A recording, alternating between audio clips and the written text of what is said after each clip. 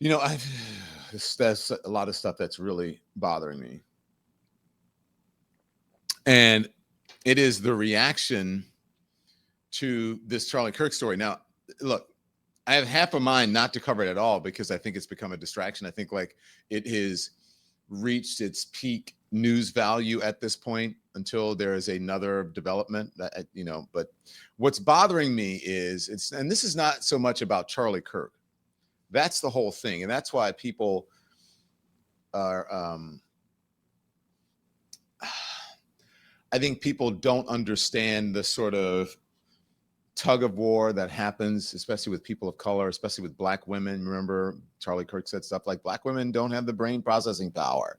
When I get on a plane, I'm so happy that there's not a Black pilot. And I got to tell you, it's so we live in two vastly different worlds, because my mom, who is, old school, went through the civil rights movement, had to, separate schools.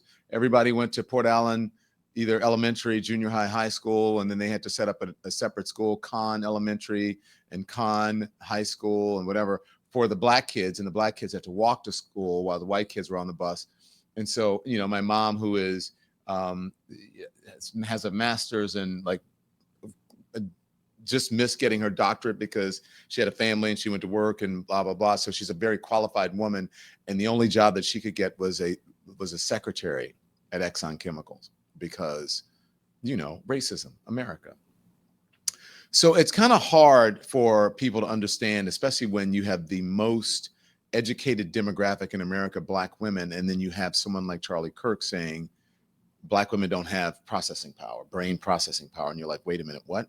Women are smarter than you. They're college educated. You dropped out of college, and not just college, community college or junior college. Not that there's anything wrong with that, but I'm just saying, if you're talking about brain processing power, all these women who have higher degrees, went to Ivy League schools, some of them are HBCUs, and you have the nerve to say that they don't have brain processing power. Okay.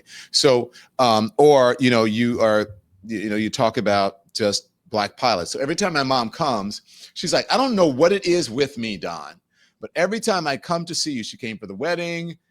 She said, first thing she said, man, and this was a whole DEI, right? When they were talking about DEI and Black pilots. She said, I had a Black pilot. She goes, I never had a smoother ride in my life. They were the nicest people. They came back to talk to you, the pilot, and said hello to everybody. And it was so smooth. I loved it. And then she came to visit me this summer. She goes, I don't know what it is. Another Black pilot. It was great. She flew home. She goes, it was another Black pilot. And I can't tell you it wasn't. And she's not, I'm not exaggerating. I'm not lying. Ask her, because you guys know her. You see her online. And so for people to not to understand, like, why are you guys trying to deify or, sanctify, that's not even a word, make a saint out of this man? It's not really about his death. No one's saying that he should be shot. That's the whole point. And I think conservatives get that. I'll get to that point. I'll tell you what they're doing. So there is, this is sort of a two different universes, two different worlds that we live in here in America.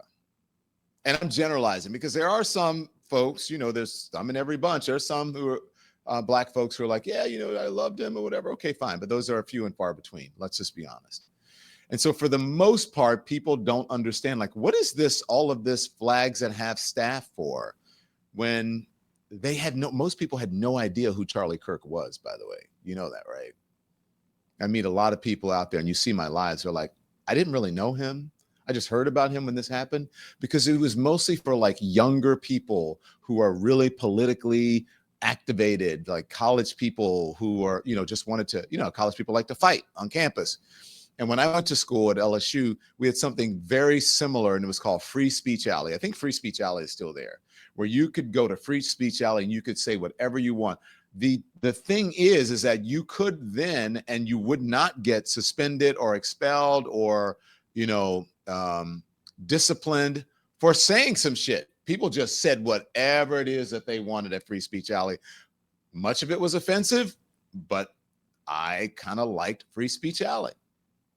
But that's not the America that we're living in right now. We live in an America of cancel culture, and it is the cancel culture on the right now that is leading the charge. And the hypocrisy, I've been writing something about this. The hypocrisy on the right about free speech is, I mean, it's off the charts. Because think about it. If you actually believed in what Charlie Kirk said he believed in, didn't quite practice all the time, is free speech, then why are you out to cancel people who are using their First Amendment right of free speech to tell you how they feel about Charlie Kirk by using his own words? It doesn't make sense because Charlie Kirk didn't make sense. And so the response is irrational. So they're trying to, all these people are Nancy Mace and Megyn Kelly and all these people, they can't figure out how they want to respond. Is he a crazy loony left liberal? Is he some sort of incel? Is he a furry? Is he whatever? Like they're spinning, trying to, how do we make this make sense? You can't, because it doesn't make sense. Because this is a myth. You're trying to build a myth on a myth. The things that came out of Charlie Kirk's mouth were much of it was hurtful, discriminatory, ignorant, and I'll stop there, to say the least. If someone imagine if, I don't know if any man on the left, who would it be? Who would a black person on the left went around, a black man on the left, or let's just say, I mean, I don't know, some black man on the left went around saying, I'm going to pick my friend Michael Eric Dyson, or I'm going to pick my friend Roland Martin or someone. If they went around saying white women do not have brain processing power and are stealing jobs from black men, the right would fucking lose their minds. Mark Lamont Hill, Roland, Michael Eric Dyson. Let's say these brothers are Bakari Sellers or someone like that. If they went around saying some shit like that, they would be canceled immediately. They would be fired. People would scrub them from their whatever business that they work for. Or if they said, when I get on a plane and I see a white pilot, I'm like, damn, we're going to, I'm worried. Imagine what it would be like. And so now you are trying to, make someone into something that they simply were not. And by saying that, you might think that I'm taking glee in his death. Well, that's not you. Most people wouldn't think that. Most rational people don't think that. Most people who don't think through a right-wing crazy MAGA brain ideology will understand that you can say, I'm sorry for what happened to him. I don't believe that anyone should die that way. I don't think he deserved that. I have empathy for his family and his children and all of that. But yet, I don't understand this other part. I mean, would you do that around other people in history who made awful remarks like that? So for people who are making sense and trying to explain it to you and then putting his own words up for you to try to get you to understand, like, you're doing too much here. And I'm going to tell you why. It has nothing to do with your core beliefs or that he was as Glenn Beck said, whatever the fuck is crazy, that he was some sort of civil rights icon or civil rights leader. No. And do not put him on a page or a picture with Dr. Martin Luther King Jr. That is even more insulting. But I'm not easily triggered. I see what you're doing. So let me tell you what you're doing. And you guys need some therapy. You are trying to make sense of something that doesn't make sense because that's not Charlie Kirk. He wasn't that. And perhaps Charlie Kirk was the de facto.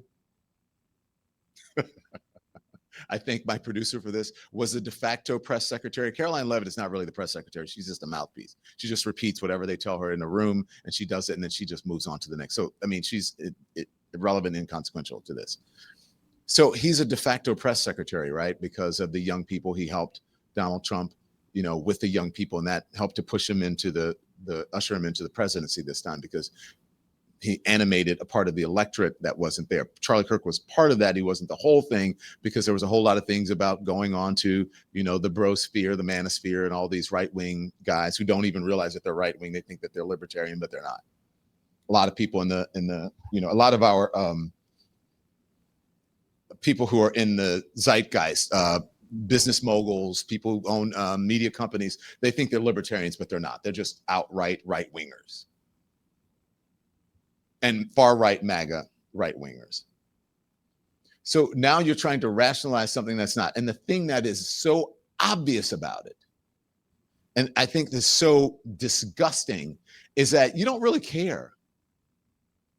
You don't really care about Charlie Kirk. What you care is that this is a moment that you can use for clicks, to boost your podcast or your streaming show or your radio show or your television show or your news show or your MAGA bona fides with the MAGA group, or your political stripes, that you can improve it, or you can have a moment where you're crying in front of the cameras. You gather all the reporters at the Capitol and you go, and it's your fault, and it's your fault, and it's the left, and whatever. And then, you know, like, what's her name? Nancy Mace is online, and it's like, whoa, she is having a full multiple personality, odd moment where she is posing questions about things that are inconsequential. Should I do this? And then she's answering herself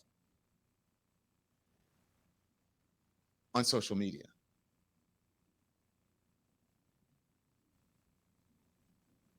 Now, I'm just saying, if I did that, not only my mama, but my friends would call me up and say, hey, Don, you okay?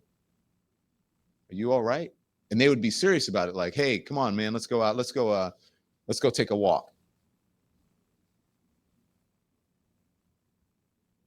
Or trying to blame Black people for the racism that they have suffered because you are just flat out racist and you can't see it. You hate to admit it, but your actions and your reactions prove every single time that you are that thing. And now I'm going to start again. I'm going to start with what is going on. And producers, you're gonna have to go with me. This is not the show that we had planned, but you know, my producers always go, we have something there, and then you go to it. That's been my career. I've done that my entire career. Ask the folks at CNN. And that's why the show is successful, is because it's real. This isn't scripted. Let's do I don't like to talk about her, but let's show just the sort of whipsaw, irrational, illogical response. This is just one, and she's just one. And I don't like to talk about her, but it's just, she's a perfect example this time. Okay, and I'm gonna, ladies and gentlemen, the one and only Megyn Kelly. Check out this clip and let's talk on the other side. We don't feel like ourselves. We haven't felt like ourselves in a while. And I'm sorry to get political, but I'm just going to be honest. We haven't felt like ourselves since Barack Obama. I just think he was such a slick snake. You know, he was this affable guy who was like wearing good suits and looked the part and sounded the part and dressed the part, but was so divisive in his messaging. The left, they look at you like, when you say this, they don't know what you're talking about. It's like, because you don't pay attention to the other half of the country. You only pay attention to your absurd news sources, which spin and spin and spin to protect Democrats, especially if they're named Obama. He's the one who started to inject race where no one had been doing it. Existing while Black upsets racists. Pointing out when you are upset about something while Black upsets racists. Calling racism racist upsets racists. And to be clear, I made a video last week and I said one of the reasons why we're in the spot that we're in right now is because America hates women. And I also want to be very clear that one of the reasons why we're in the spot right now is because America hates Black people. And America has always hated Black people, especially when we wouldn't just do what y'all wanted us to do.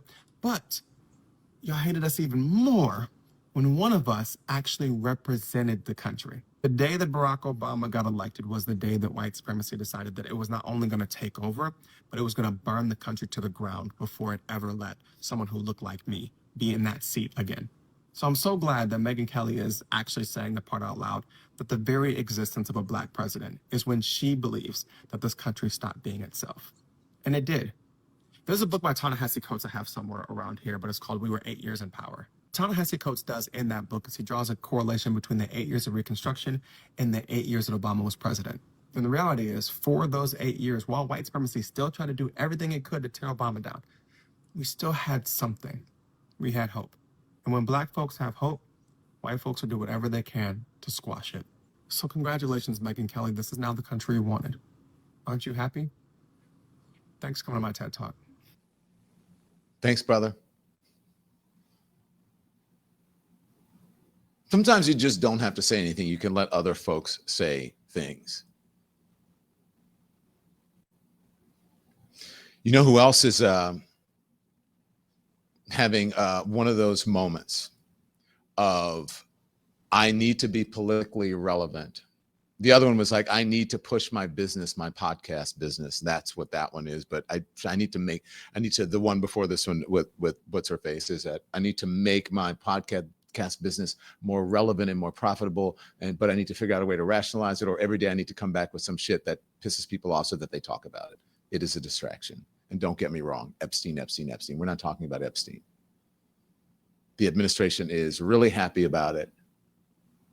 Whew, finally, we found the thing, which is sad because they are using Charlie Kirk's untimely, awful ending, death, to distract from the thing that they don't want you most to talk about, and that is Epstein. And we are falling for it. And we're going to fall for it for a little bit longer, because I'm going to explain to you why we're falling for it and what they're doing. And hopefully that we can get back to discussing the thing that's the most important. Do we have a president that's involved? Why do we have a president that has so many connections to the most prolific modern day pedophile? Two of them, Jeffrey Epstein and Ghislaine Maxwell. And why are they doing everything they can to change the subject, or to not release those files? Why are they doing everything to redact his name from those files? So I'm not saying that this Charlie Kirk thing was a whole big sinister plot to, but I'm saying never let, and they know it, Republicans know it, Stephen Miller knows it, Steve Bannon knows it, Donald Trump knows it. Don't let it, like a scandal or political stuff, you have to use that opportunity. And they're using that opportunity to distract from the Epstein files. And that is why you see them doing this, all of them. I can't believe the liberal left is whatever, Charlie Kirk, and they are evil, and we must eradicate the evil, whatever. Hi, boss. How did I do? They're not talking about Epstein right now, right? They're not talking about Epstein. Oh, my God. They're so gullible. They're not talking about Epstein. They're falling for it. You guys know what I'm saying. Come on now. Where is the lie?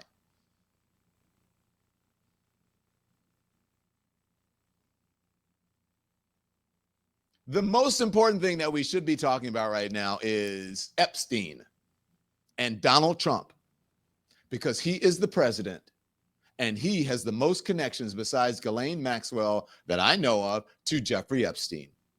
We're not talking about the birthday book. We're not talking about him signing a pubic hair, his name. We're not talking about any of that stuff.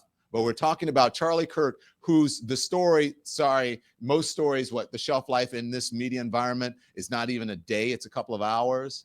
And we've gone on for almost a week with Charlie Kirk. Now, there will be developments, the funeral and all that stuff. And they're going to turn that into they're doing it in a big arena in Arizona. It is going to be like the WWE. It's going to be like wrestling.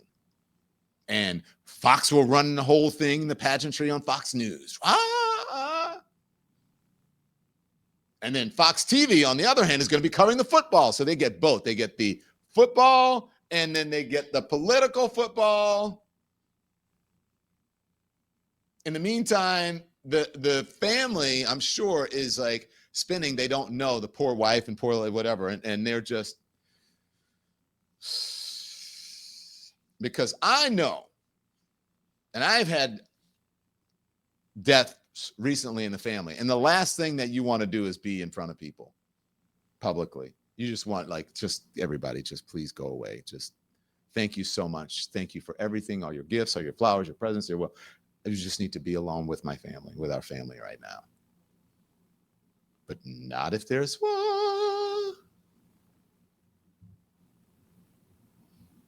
the political. Am I lying? Thanks everyone for watching. Your support means the world to us. So make sure you hit the like button and you subscribe to our channel to make sure that you never ever miss a video. We're live every day, 10 a.m. Eastern time. We drop even more content at 2 p.m. Eastern and 5 p.m. Eastern. And if you want more Don Lemon Show content, we'd love for you to become a member of the Lemon community, where you will receive access to special community posts. You'll get exclusive content and members-only live shows. So head over to our channel page or click the join button on this video. Again, thank you for watching. We appreciate your love and your support, and we will see you next time.